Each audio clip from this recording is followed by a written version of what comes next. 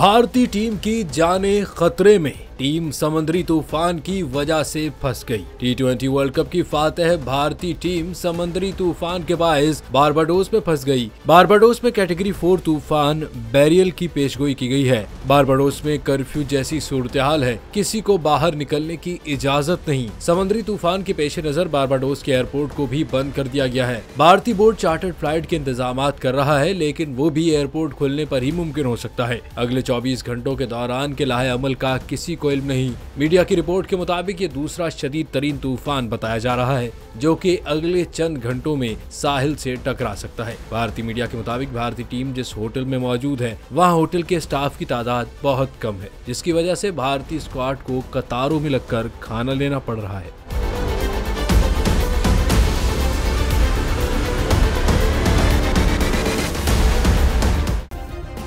Subscribe करें और bell दबाएं ताकि कोई खबर रह न जाए।